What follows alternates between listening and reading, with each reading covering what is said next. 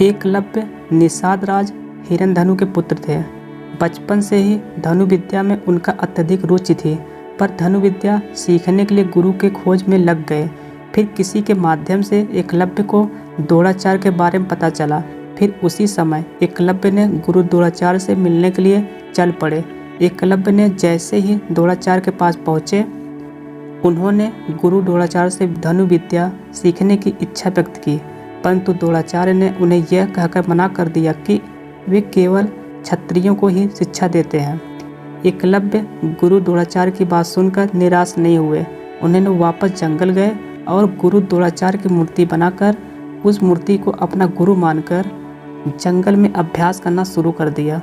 एकाग्रता और लगन से उनका धनु विद्या में कौशल दिन प्रतिदिन बढ़ने लगा और धीरे धीरे एकलव्य धनु विद्या सीख लिया। एक दिन द्रोणाचार्य पांडव और कौरवों के साथ जंगल में घूम रहे थे। तभी उन्हें कुत्ते के भौंकने की आवाज़ सुनाई दी। कुत्ते के भौंकने से परेशान होकर द्रोणाचार्य ने अपने शिष्यों को कुत्ते को चुप कराने के लिए बाढ़ चलाने को कहा। पांडव और कौरवों ने बाढ़ चलाए, परंतु कुत्ता चुप नहीं हुआ। ये बातें एकलव्य एक कोने से होकर देख रहे थे। फिर एकलव्य ने निर्णय लिया कि मेरे गुरु द्रोणाचार्य को कुत्ता परेशान कर रहा था। तभी एकलव्य ने अपने बाड़ों से कुत्ते के मुंह को बांध दिया ताकि वह भौंक न सके। यह देखकर द्रोणाचार्य और उनके शिष्य आश्चर्यचकित रह गए। उन्होंने बाढ़ चलाने वाले की खोज की और एकलव्य को जंगल में अभ्यास करते हुए पाया और साथ में मिट्टी की बनी अपना प्रतिमा देखकर सोच में पड़ गए। जिस इंसान को मैंने शिक्षा भी नहीं दी, फिर भी मेरी प्रतिमा का पूजा करके इतनी अच्छी धनु विद्या सीख ली।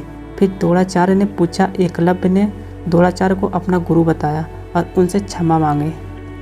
द्रोणाचार्य ने एकलव्य की लगन और कौशल को देखकर उसकी प्रशंसा की, परंतु द्रोणाचार्य ने वचन दिया था धनु विद्या में अर्जुन संसार का सबसे श्रेष्ठ माना जाएगा। ये बातें सोचकर द्रोणाचार्य एकलव्य के साथ विश्वासघात करने का सोचा। उन्होंने एकलव्य से कहा, आप यदि हमें एक सच्चा गुरु मानते हैं, जो चीज़ हम आपसे मांगेंगे क्या आप हमें देंगे दक्षिणा के रूप में? एकलव्य ने कहा, गुरु द्रोणाचार्य, मैं आपको वचन देता हूँ, आप जो मांगेंगे हम वो देंगे। यह बात सुनकर द्रोणाचार्य ने उनका दाहिना अंगूठा मांग लिया। ये बातें सुनकर एकलव्य समझ गया कि यदि मैं अपना दाहिना अंगूठा दिया तो बाढ़ कभी नहीं चला पाऊंगा। पर कुछ समय सोचा और विचारा और उसी वक्त निर्णय लिया। एकलव्य ने बिना किसी हिचकिचाहट के अपना दाहिना अंगूठा द्रोणाचार्य को दक्षिणा के रूप में अर्पित कर दिया। एकलव्य के दाहिने अंगूठे को पाकर द्रोणाचार्य के आंखों से आंसू बहने लगे और अपना आशीर्वाद देकर एकलव्य को वहां से चले गए। इस प्रकार एकलव्य का धनु विद्या में कौशल समाप्त हो गया, परंतु उनकी लगन और त्याग की कहानी आज भी प्रेरणादायी है। दोस्तों, ये कहानी आपको कैसी लगी नीचे कमेंट में ज़रूर बताएं।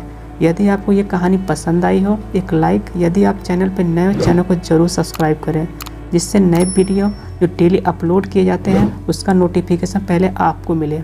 आज के लिए इतना ही दोस्तों, मिलते हैं कल आपसे एक इंटरेस्टिंग वीडियो के साथ। धन्यवाद दोस्तों।